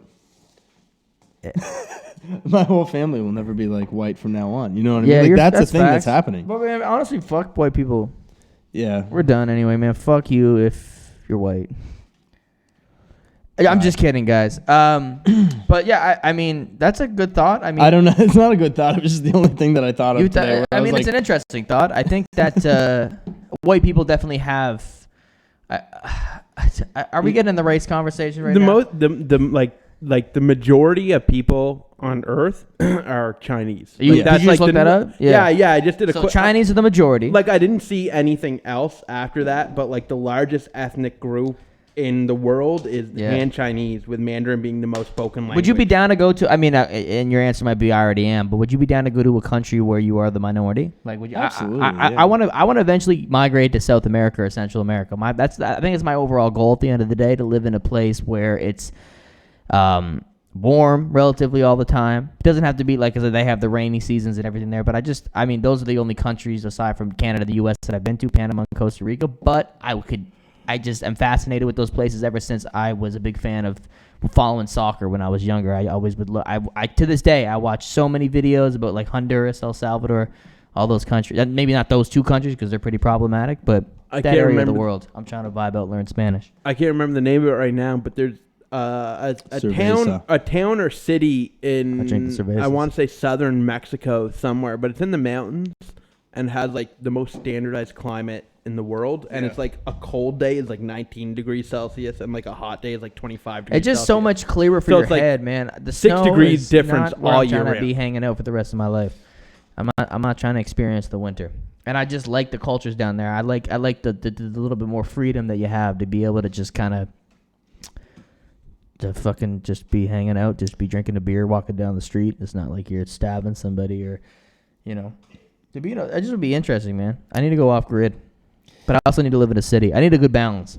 I need to experience both of the balance. No, I need to be off grid and in the city. I need to go back and forth. I need two houses. Straight up off grid. We went on 2 trips in the summertime, and I get them confused. But the one where we had that fucking house that we rented, Shetty Camp. That's a good time. Yeah. I like that kind of isolation. You were shooting the gun in the woods. Yeah, I was literally just out behind our place shooting cans at like 9 a.m, drinking beer, and it was just like. That's what we got to do. This podcast needs to become successful enough. We create it. We have our own media company. I'm dropping the hot flavor, the hot music. Mitch is whipping up some graphics here and there, whatever. You're selling art that you're making that's just creative out of your brain. We're dropping a few episodes a week. We got the clips, put them out on YouTube. I got albums, whatever. Jason is producing fucking crazy drum tracks and selling them online. People are buying his loops, and we're all doing this, and then we could just be able to afford to live wherever we want, the financial freedom, do anything we want to do, and we could just live in we'll buy our own town. I thought you just said buying his lubes. We'll be buying lube. We'll be lubing ourselves up. Yeah, buying Jay's lube. We'll be buying Jay lube. Jay has to use it first. No more dry penis for Jay. This is lube used by Jay.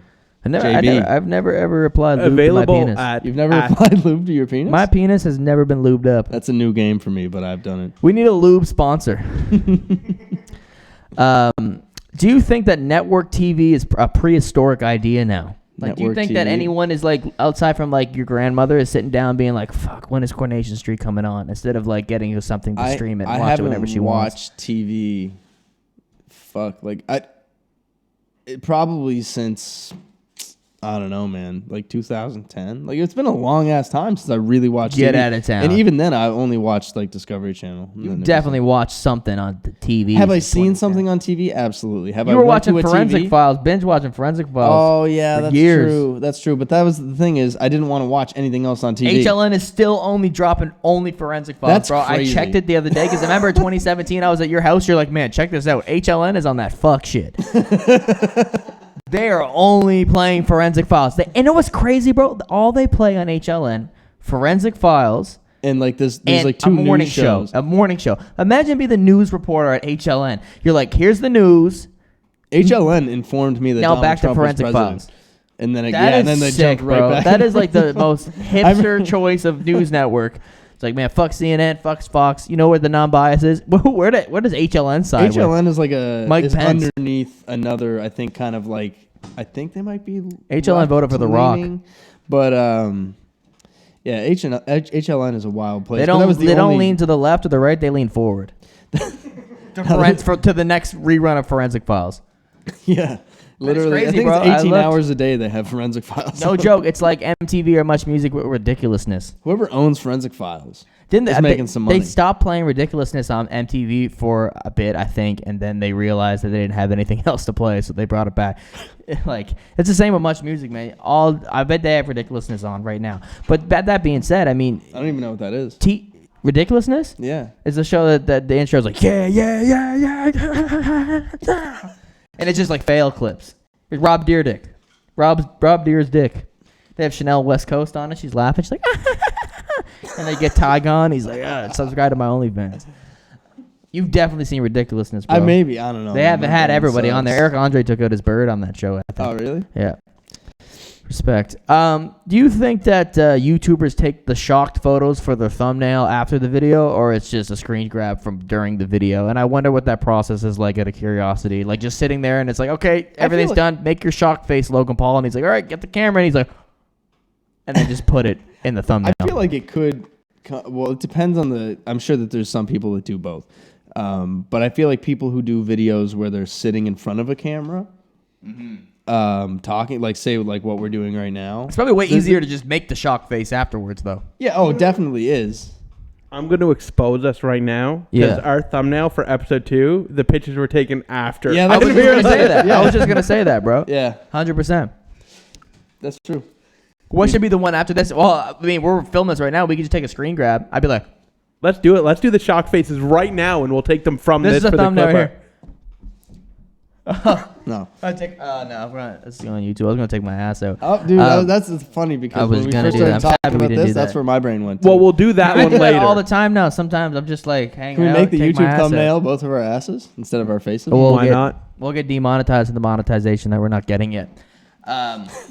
We'll figure that one out afterwards. Did you ever make answer the question? What did I say? We'll figure it out afterwards. Oh, then it means we're going to do it. Nah, we should. No, that means we're going to take the clip out after the podcast. It's not a clip from the video. Oh, fuck no. That would be so hard, bro. No, but I feel like if you're talking. The question was, do you think YouTubers take like the... They do afterwards, I think. Yeah. And we just figured out right now why they take it afterwards. Yeah. Well, as we get into this shit, they're trying to decide whether or not to put their ass in the thumbnail. I think YouTubers and people like that need to talk about the process behind the simple little things. That's what I wonder. Did you take this picture, like, for all the different little clips you uploaded from your podcast? Like, even like Andrew Schultz, all these people, they're like, just like, they're making that face, bro. It's that face. Did you ever make a mixed CD? I know you did, Jay. No. Oh, all the time. Like, did you ever I had my dad make them for me. I didn't understand throw the it in, process. I was like young, you know. Bro, I made a mixed CD in 2016. After I came back from South by Southwest from all the songs that I liked that I found when I was down there. So that's only 5 years ago. I was making mixed CDs then. When I started dating, like, my girlfriend, like, I think it was like 4 years ago. Shout out to the girlfriend. Jay's been out here kissing girls. Well, yeah, ex-girlfriend now. That's hot. But there was a CD player in the van, and I made like 3 or 4 mixed CDs, I think. Sick, bro. What were you throwing on those bad boys? A lot of Gaslight Anthem. I love Gangnam Style. Like, last time I had a CD... Wait, what? Last time I had a CD made, I would get my dad to make them for me when I was a kid. And I know that the last time I had a CD that I had selected the songs that are on that CD, half of it was the soundtrack from, like, the first Cars movie. That's fire, bro. You know what the first Life CD... is a Highway was the shit. I love that song, bro. I listened to that song. Is that Bon Jovi? I don't know. I don't think that's Tom Cochran. Yeah, everyone thought that was Alberta Bon Jovi, boy, bro. Canadian. That's like what's that? There's like a Bob Marley song that everyone thinks is Bob Marley, but it's not Bob Marley. Well, it's not a Bob Marley song. Oh, I know it's not. It's not a. That's a Bob Marley song, isn't it? I think that's Eric Clapton. I'm not 100% sure. But I know Sheriff. That's definitely not. I know Clapton did a version of it at least, but I feel like that's Clapton and not clapped Marley. A ton. But Marley did a version of it. I'm gonna look that up right now. I didn't shoot the deputy. I'll tell you that right now. I had a thought, but it left my brain. I feel like Joe Budden. He does that sometimes. Shout out to Strange Tides. I Shot the Sheriff was by Eric Clapton, but I know a lot of people know it by Bob Marley. You're not allowed to smoke in PEI until you're 21. That's what this bottle's telling me right now. I didn't know that. Really? Fuck that. What flavor you got there? Flavor? It says parlay, but I'm pretty sure that this is like mislabeled. What does it taste like? It tastes like Fisherman's Friends or something. Like it tastes like or like Cherry Vicks or something. It's like this very, like the reason that I stopped smoking and started using vapes was because I had like a menthol one where it like kind of gives you this little you can throat. Feel it. Like I don't like sucking something back that tastes like candy. Pause. You know what I mean? Yeah. I'm not a pauser, like but that was a good opportunity. But to do a candy cock reference. No, I needed to be like, it needed to have some sort of like bang to it. You know what I mean? And that's what the menthol things like. That like as soon as I got like a minty vape juice, cigarettes. You need a bang to your candy cock. Yeah, I respect that, bro. That's pretty dope. But the first album I think I was out here listening to. What, did the camera just die? What are you doing, Jason? We should all learn sign language, so when you're trying to signal something to us, I'm just trying to be cool back here. I'm just doing like hand signals. I'm flashing gang signs. Oh, yes. Jay, you joined the Crips this week. The first album I think I was out here really bumping was the Tarzan soundtrack by Phil Collins. Damn. Dude, he didn't need to go that hard, but he went that hard for us. Phil Collins was spitting That's for like real one of the for us. best soundtracks of all time. Oh, bro, I want to listen to that after this. In my heart. You'll be in my heart. I can't relate to this. This day on, now and forever. What a fucking slapper. They should change the national anthem of Sweden to that. You gonna pee? No. Is it about that time? Nobody has peed yet. Who's gonna break my seal? I thought about it before, and then I wasn't thinking about it. You were thinking about pissing, bro? That's disgusting. I didn't have to pee until you mentioned pee, and now I kind of do. But I'm not gonna. What would happen if we all went and peed at the same time? Let's find out. Oh no, that's scary. If we all went and peed at the same time in the same bathroom. Are you gonna go pee? All right, Jay. Did you eat your slice of pizza? Mitch whipped up a slice of pizza or not a slice of pizza. He's whipped up slices of pizza. He did a whole pizza before we shot this here. Here's a question.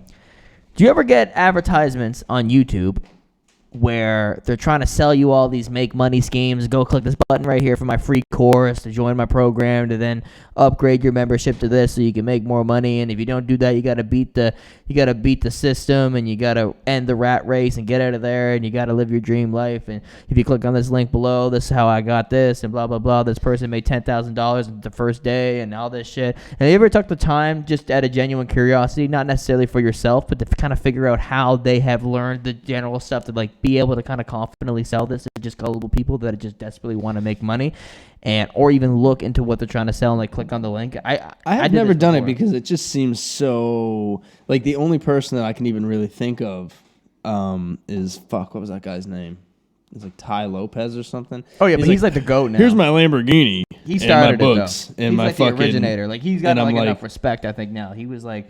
He literally faked himself into being rich enough to bullshit that properly. It worked for him. Like, hey, here's my green screen library full of books that I don't own, and my Lamborghini that's not real because I know special effects slightly. I think he was really in that garage with the books and the Lamborghini though. I'm pretty sure he had a video. He might have rented the vehicles, and even that might have not even been his garage. He was probably successful enough to be able to have certain things that like he had like kind of at least. He had enough money for a DSLR and to rent somebody's garage. But he ran hella YouTube ads.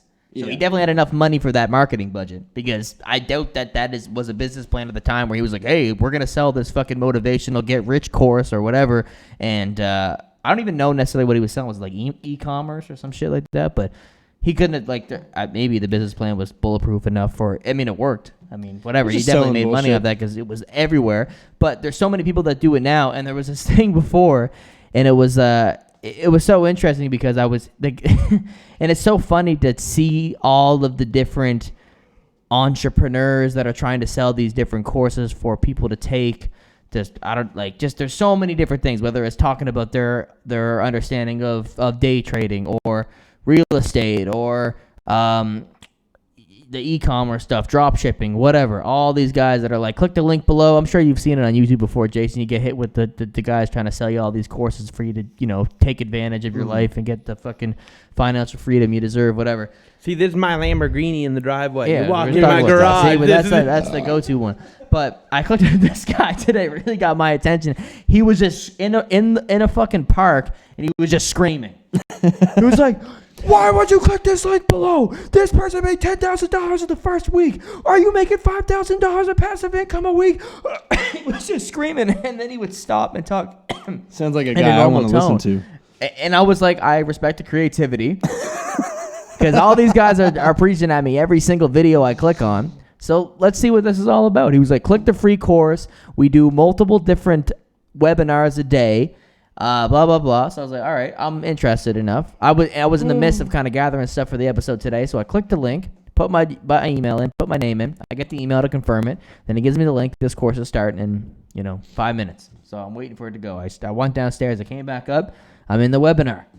And I swear to God, I was like, okay, let's see. Like, because in the video, it never gave any detail as to what the actual process was that was going to make you this passive income, what you were going to do. It just showed like tweets of people being like, thank God I took this webinar. Thank God I took this course and they showed me how to make this money. Oh, I'm so blessed, blah, blah, blah. And so I was like, okay, I watched that, I click on the thing, and it's the exact same thing. It was an hour and a half long webinar. I didn't stay for the whole thing, but I watched the first 15 to 20 minutes, and it just basically talked about the results from their course, and then it talked about how it gave like statistics about how people don't have enough money to retire that's working a regular 9 to 5, and it shows like the fucking motivational quotes or like the guy at his desk like all stressed out, whatever. And it just I was like, okay, I'm gonna exit this out. No, I'm not gonna exit it out. I'm gonna wait and see what he's actually going to try to propose for people to do to make this money. And I'm sure it eventually got to that point, but it was about 20, 25 minutes in, and it must have knew that I exited out because I got an email afterwards, and I deleted it because I just didn't want to see it in my inbox here because I was like, oh, fuck Shameful. off. And it was like, no, not my insurance. SpanishPod101.com. Yeah, well, I signed up for this thing because I want to start learning Spanish. I'm going to get to that. Okay. David Vlas. So he says, Vlas? It's Dave. Yeah, so this is that the thing. Fake. It's Mitchell Bailey. You good? Why did you leave early? That's actually a song by me. So he says in the email, it's David. And I noticed you left the, in quotation marks, how our students are making an extra 10K plus completely automated event. This is what they're trying to sell. They were like, basically the proposal of what they have to provide you with is like, you don't even have to do anything. You set up this AI program, you leave your laptop there, and it makes you money. But they were like, not, and there was 1.2, he was like, some people get discouraged too early because they end up losing money, but they got to stay committed, and they got to have a strong mentality, blah, blah, blah. And sounds like GameStop. Yeah, well, he goes, and then he's like, and it's like, do you really think that I think you're sitting here, you noticed that I left out early, and you're just like, oh, let me get a second of an email on Mitchell. Yeah, I wanted to see if everything is all right. Was there someone texting you, distracting you, or was it just not interesting enough? Well, and this is fucked. They go, well, if making an extra 10K a month isn't interesting enough for you, then maybe continuing working for your boss is more interesting. I also want to let you know, we are going to be holding the stream again today. And I guarantee you that stream was not somebody sitting there and going off everything and changing the PowerPoint. It's just a video they were playing. Loop. And they were like, you don't want to miss out because we only can have so many people in the stream. I bet you guys can have as many people as possible join this stream. There was like 300 people that were in there. And I'm sure they have it multiple times a day. So they must be putting hella money behind that fucking YouTube ad. But it's like, if you're still interested in watching us do this, let's take a flat out of the shoulder. And just like before, we'll show you step by step how to replicate it in literally a few minutes. It was an hour and a half long, and they never cut to the chase. But it's so funny. They're like, well, and that's how these kind of companies and stuff manipulate people by getting them to sign up and eventually just thinking that they just try to sell them like, oh, you got to stay in here longer so you can be able to take advantage of your future and fucking make all this money passively, whatever. Well, if making an extra $10,000 a month isn't interesting enough for you, then maybe continue working for your boss. Then maybe continue working for your boss is more interesting. I don't know why I'm having a hard time saying that sentence, but shut the fuck up. Maybe I just joined because I wanted to hear you talk about your bullshit. You gotta be super like gullible, I think.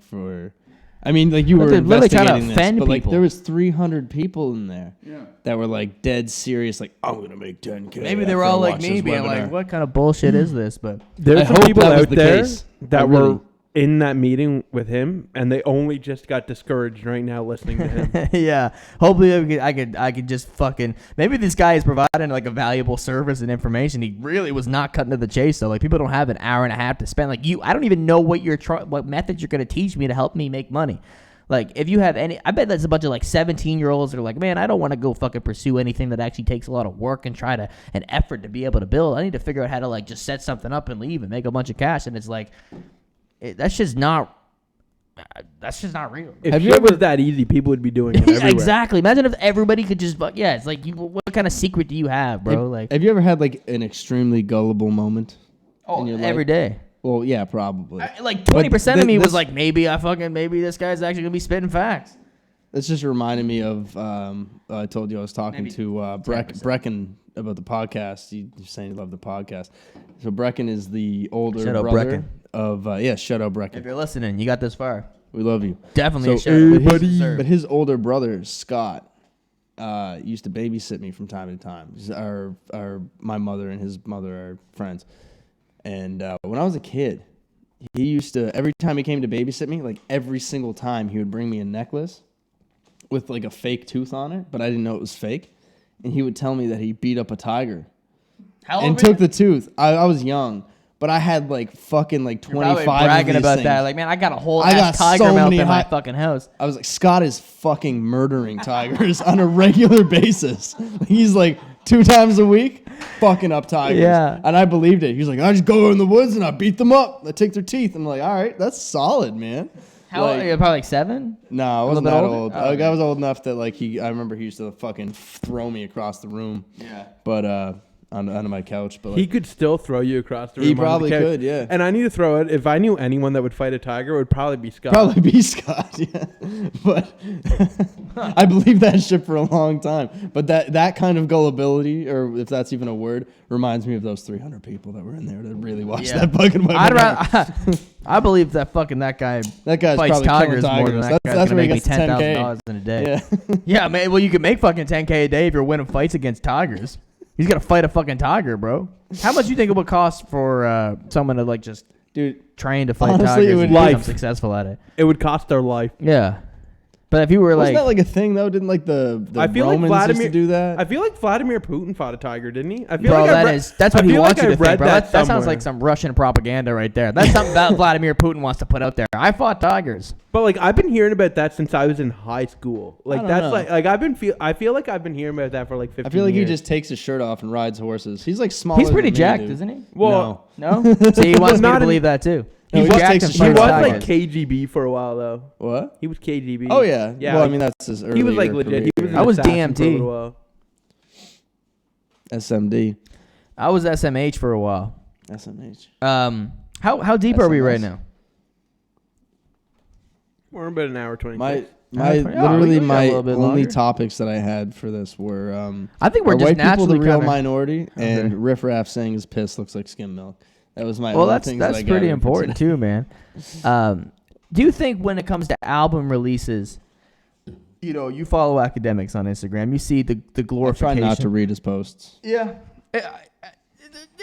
He's sometimes a good source, man. He can be a little bit biased too sometimes, and he knows what he's doing. He knows how to like be like, hey audience, I know you guys are gonna fucking shit all over this post that I'm gonna put up here, and be super ignorant. The camera die? The camera did die? Really? This is where we have the logo on the screen right now. If you're watching on YouTube, we have officially hit the logo part. Oh, you already have that set up, so when this battery. Look at that. Nice, man. We got to give a quick shout out to Jason, man. If you want someone to do your audio engineering work, if you're a musician or whatever, you're listening to this, hit up my boy Jay Bigley, because he has been holding us down, and without him, this podcast would not literally be possible right now. Yeah, we'd have to finance stuff from Long McQuaid. It wouldn't be that good. We got 2 lights here. 3 lights making us look all fucking beautiful. So yeah, hit up Jay, but don't hit him up if you want to do a podcast, because he is ours. No, I'm just kidding. If it doesn't, any day but Sunday, hit him up if you want him to do the exact same thing. But just know that he's going to enjoy it less than right now. Isn't that right, Big J? Oh, that's 100% right. Oh yeah. Okay. So back to the album release thing. Sorry, continue. I'll do your podcast, but he's gonna be talking shit behind your back. Less dedicated than this one. Yeah. Every now and then I'll pipe up and I'll be like, man, this podcast is shit in the middle of it. Yeah. Well, you're gonna call it shit in the middle of them recording it to discourage them. Yeah, absolutely. Guys, I'm gonna be heckling them as they go. Like, he'd be like, I'm just trying to make you stronger mentally. Ooh. Yeah. You're not funny. But when it comes to album releases, man, you suck, Mitchell. Bro. All right, man, that's enough. This is episode 3. Jason is going to make me off myself. Do you think we can separate sales and just reward the album as a victory in this day and age of prioritizing numbers so much? And you can just reward the album for just simply producing a quality product, and that's how we validate a successful release without being like, oh, is it a win or a loss because it sold less than X amount of copies? We're so obsessed with that. Fans are so obsessed with that, and they don't even understand how that shit works. That is how you quantify like how much somebody is willing to sacrifice like the artistic integrity of their project, unless they did it, you know, in a way that's completely them and it hits the public perfectly. Mm-hmm. But like most of the time, I feel like that's like that is a representation of how much you're willing to dumb down what you're not dumb down necessarily, but like how you've constructed your project specifically for that. Like this Riff Raff and Yelawolf collab project is a great album, I think. I'm a fan of it. It's not going to win a Grammy. It's not even probably going to sell over fucking 4,000 copies. But as a fan of both of them, I fuck with that album, and I'm going to be rocking that because I like the project. And I think that for them, at this point in their career, 10 years deep for both of them, successful release, you're still beautiful here. And people still give a fuck. And you're still making great stuff. So that's phenomenal, man.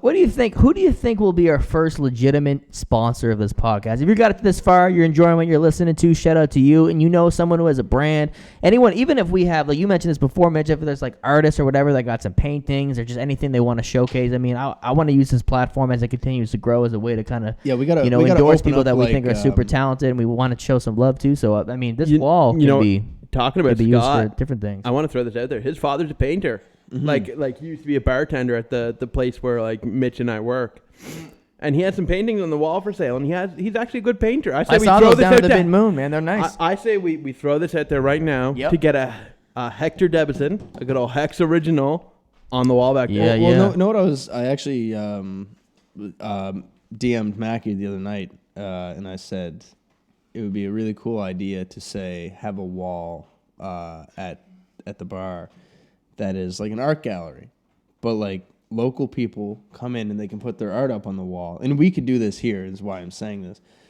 where we put their art up on the wall and then sell it.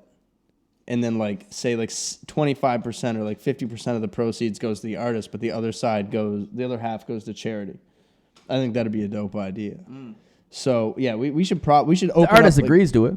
Yeah, obviously. Well, I mean, like that would be the. I say we open that up right now to any artist that's listening.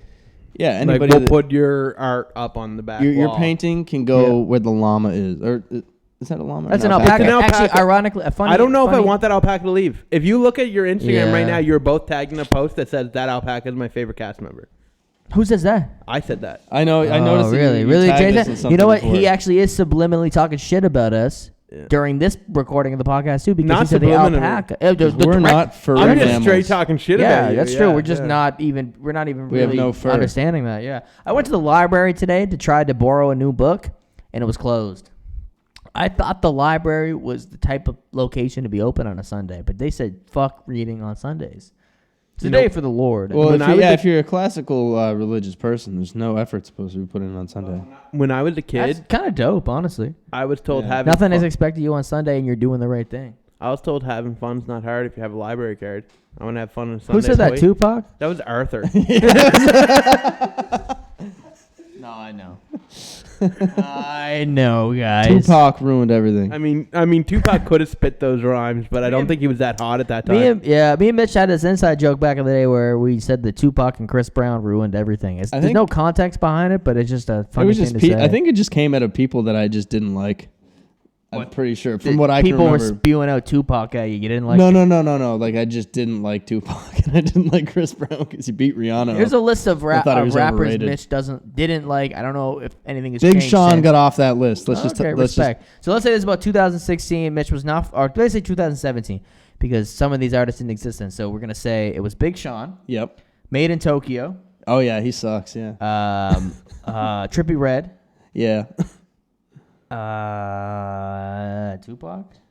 Tupac was there, and Chris Brown. This is why we're not the typical hip hop podcast, where I don't think we could fall into that category, because we got Mitch out here just blatantly saying I don't fuck with Tupac, and that's enough for like something hip hop oriented specifically to get like just permanently canceled. So freedom of speech, baby. And you don't actually hate Tupac. I don't hate Tupac. I just feel like I don't know. Like he just didn't make like people talk about Tupac like he was making fucking the craziest music ever. And I think that like his music was definitely from a poetry perspective like deep. I think if you went back and I wouldn't want to sit there and just listen to Tupac all day. Tomorrow, you would be like, oh, fuck. No, I have. I've listened to a lot of Tupac, but it's like I don't want to just sit there and listen to Tupac.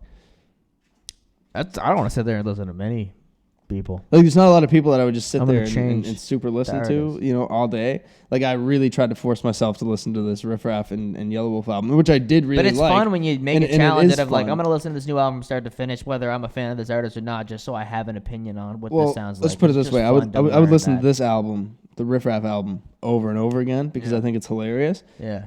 I wouldn't listen to a Tupac album all the way through and then listen to it again. Well, you know what, and that is just because of where you're at in your life. That's just my personal opinion and what you're vibing with. I mean, that's not music is subjective to like what you can relate with when it comes to music. That's totally. Like remember Chris Brown put out like a 50-song album, like a couple of years ago.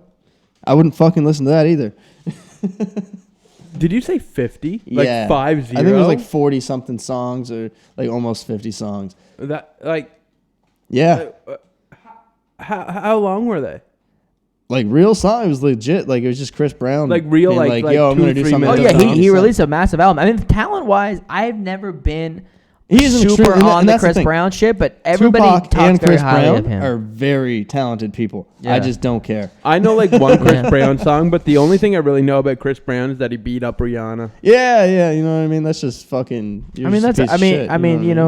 People can change though. People can't be. I mean, yes, that's not never anything that I would. That was like what, fucking like 10 years ago. Like that's way. That was longer than that. I was like, really? Yeah, 12, 13 years ago. That was the first time I heard. I feel like that was like one of the first times I heard of Chris Brown. There's no way that's possible because at that point in time, I feel like Chris Brown was on fire. Now remember that song about the stars in the sky or something that was beautiful. Remember what I said? Like it's not vague at all. Yeah, well, bro. I'm bouncing around to Jackson Brown while people are listening to 50 Cent. So like, I don't even know who that is. I feel like when this podcast gets a big enough audience, Jay's gonna have a core fan base. Mm-hmm. Like Jay's gonna have a very niche group. Hi, Lindsay. Shout out to Lindsay. I thought you went up. I just texted you and asked you if everything was okay. Everything's okay? Because I thought you were like dipping up in the room. Anyway, that's recorded permanently forever now.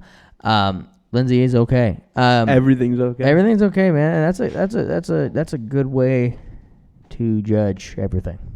I just need to throw it if at any point I have like a niche fan group. Yeah, that's what I'm saying. You're gonna have your own. I feel like they need to diversify. You're gonna have the J Hive. Like my J Hive can do better than me. JB Hive. JB Hive can do better than JB. Yeah. How would you? We should have your own merch eventually. Oh, the JB Hive. Yeah. If you're a fan of if you're a Jay fan, you want to see him on the camera a little bit more. I don't know how we'd set that up. Maybe we could have a camera facing you at some point. Let us know in the comments. We were talking about before. Like I plan on having. Hopefully for next week we'll be able to have things on the screen and have more than one camera. Like I'm not sure on the timeline there. Definitely. And I mean anyone who anything that you guys would want us to cover next week, any suggestions you guys have with the podcast, any way we could like switch it up, segment ideas, comment it on the video, DM it to me on Instagram, MitchellBailey7. We care about what you guys think. 100%, we care about what you guys think. Yeah, we want to grow the show. If you think that I should shut up more or whatever, or Jason should just like punch me in the face, whatever you really gotta bring to the forefront. I think we had someone at one point say they'd pay $100 for me to slap someone. Yeah, I would Troy Curry. Oh, he said he would pay. He would pay $100 to you to slap you.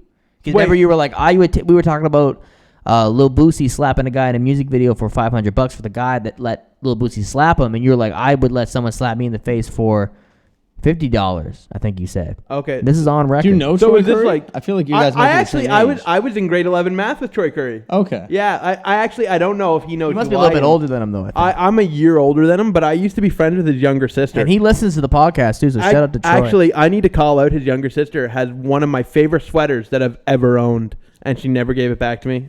I'm calling her out right now. Why does she have your sweater?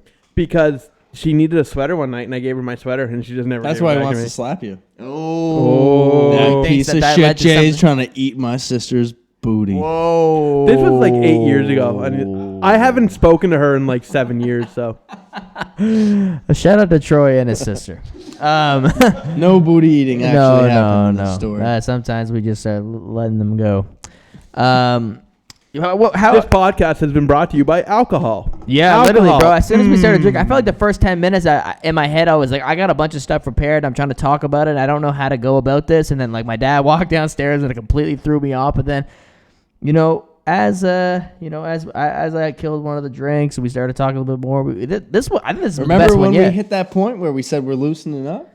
Yeah, that's important. That happened. Alcohol has to be part of this podcast. Yeah, I know. I think it does, man. Eventually, it'll stop. Well, because the thing is, we start off in a different zone than we end. You know what I mean? Like you get to a point we where end on the same page. Yeah. I don't know. Is it alcohol that brings us together or friendship? Alcohol. Dude, alcohol has brought me and you together for some time. I don't think I have any friendship with either of you two. So like, it has to be alcohol. Like there was. That's fucking sad, bro. This is sad. Like. You mentioned something. I can't even remember what it was. Oh, it was the Linkin Park Jay-Z album, the Encore. Yes. Encore. Do you want more? And it was Numb, bro. The Numb Encore. Oh, banger, bro. The first conversation me and you ever had, like ever really had, was talking about that album because it's the only album I think me and you both had at the Savoy. We're talking about the Brooklyn When you boys. started bartending at the Savoy, we were like, I came over and you started talking about Jay-Z, Linkin Park, and I was like, oh man, I love that Numb Encore, and we started talking about that. Yeah. And the rest of that dinner theater, it was me and you literally just fucking hanging out in like by the bar to the point where like our boss told me I wasn't allowed to hang out by the bar. I know we just talk way too much. That man, Numb Encore brings people together. Shout out to Jay-Z and Linkin Park. How deep are we right now? Is this the longest one yet? We're at 141 right now, so we're not the longest one yet, but... Isn't that the longest, though? We never hit 2 hours, I don't think. We went to 150. 153, I think. I'm not sure. When is Mitch Turner going to get on the gram? On the gram. Right now. That's hard fucking... Make your first story right now. Post a story right now. I'm trying to find the super incriminating video that I fucking found on my phone earlier that I'm going to show you. We need the Mitch back on the gram for sure to promote I do. The pod. Well, the thing is, like about Instagram, is that I like. Oh, here it is. Oh, brother. That's not going on camera. That one's not on camera. That's a good video. It is. I thought I deleted that a long time ago. Anyway, the Instagram. Yeah, I don't know, man. I feel like after I had like kids, and it's just like my life is like so. Got more. Like I don't have time in the like. I feel like Instagram is one of those places that you scroll. The only time I look at Instagram is when I'm pooping. It's amazing. That is the only time that I look. That's literally the only time I spend looking. Sometimes at Instagram. I'm just like, man, I gotta. Even if I haven't looked at Instagram in a few hours or any type of media, I'll be like, am I able to poop right now so I can just consume that and kind of multitask? The news. That's what I do when I go to the bathroom. Yeah, like, okay, now it's time to check the news. Well, that's what I usually look at my phone for is news. But what I noticed lately on Instagram when I'm pooping, and I don't know, if everybody has a problem with this, but I find every meme account that was like funny right now is just promoting some chick that like has an OnlyFans, and it's some stupid video, and it's like I'm sure that there's a crowd for that, but it's like every single meme account on Instagram, and I'm like, I'm just trying to see funny shit. Like I don't even care about this because it's so watered down. You know what I mean? I got great booty at home, but not even that. It's just like so much of it that it's like Instagram is just a wasteland of like people trying to show you their tits, and I'm like, I don't care. You don't care I want to see. I would rather see funny stuff a lot than see tits a lot. Yeah.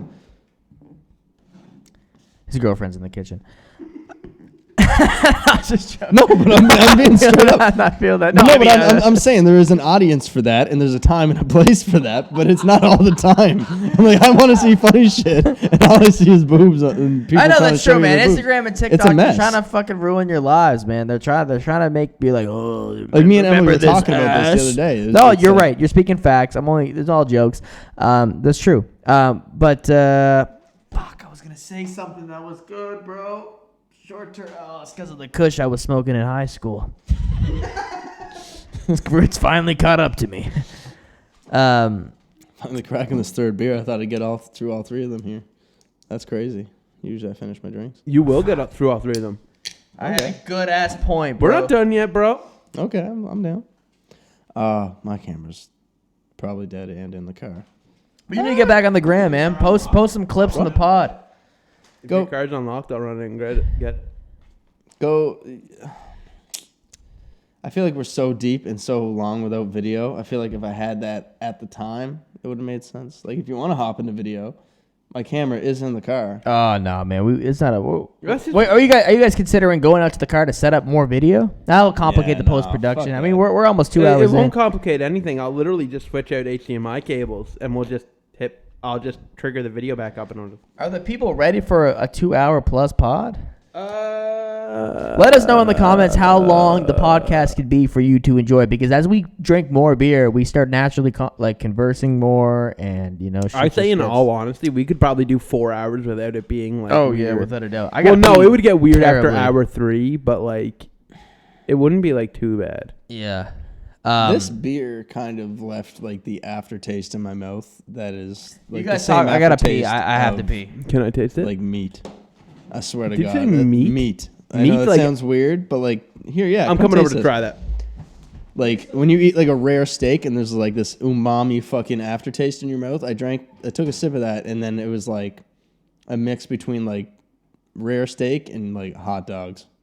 I swear to God. Maybe I'm just fucked up, but it has a weird aftertaste that's not beer. Are you getting that at all? No. Definitely no meat. It's definitely not. It's an IPA, isn't it? Like, what does it say on the can? It says it's a Two Crows. I'm on it. Two Crows. I want to say it's Northeast. Pollyanna. Northeast IPA. Yeah, Northeast IPA. It doesn't taste like an IPA, but I don't think it tastes like hot dogs. I think I like it. It doesn't taste like an IPA though. No, it doesn't taste like an IPA, but the aftertaste is definitely weird. But it's definitely not near as bad as a lot of 7.3s I've had. If it was 10.2%, like your other awesome beer, Two Crows makes I wouldn't even be able to think about the fucking aftertaste. I just need to throw out, Two Crows make a lot of really good beer. Like, just in general, Two Crows. They do. I used to work for the company that puts on Beer Fest. And, And like Brett and Brew, Garrison, and Two Crows were my three favorites for sure. In terms that I can remember right now. See, Brett and Brew for me is a hit and miss. Black Angus was at one point my favorite beer in the market. Whew. Like if I was going to the liquor store, I was buying Black Angus. Yeah. Like there was nothing that would stop me. Like for the longest time, I drank the shit out of Black Angus and Red Coat. Yeah, like I would cut someone for Black Angus, but they changed the recipe. I feel like it was like just before the last summer, and it went from being like my favorite beer, like my favorite beer ever, to I haven't touched a Black Angus since. Yeah, well, they should fix that because remember, I don't know, like half a year ago maybe when McDonald's was like, all your favorite burgers, McDouble, Big Mac, but bolder. And they put that fucking seasoning on it. And you want to know what? It didn't fucking hit like a regular McDouble. It didn't. You put that spice on there and you wasted probably millions of dollars on shipping that spice all over the place. And it sucked. It didn't suck, but it just wasn't a McDouble. It was just like, this is weird. This isn't the normal burger that I eat. You can't fucking change your recipe after you have a success. I haven't had a single thing of fast food since... I want to say November. I'm not going to lie. I had pizza yesterday and then a junior chicken combo before I went to bed, and I've had diarrhea all day today. I started losing weight just after last summer, and I was like, I'm going to cut back to fast food. So I stopped eating fast food a little bit. Then I had like one thing of fast food in December, and I got horribly sick. And since then, I was just like, no, fast food for me. Yeah, no, I generally try to eat healthy. I slipped the last 2 days. Just it was beyond my control. But yeah, I don't eat McDonald's that much. Maybe once every 2 weeks. I cook a lot, so I don't really like fucking. I do eat. I actually do eat quite a bit of McDonald's. We talked about this. I have my third kid on the way, and like with Mac, when Emily was pregnant with Mac, I think I put on like 15 pounds. Because she was so pregnant that you got pregnant.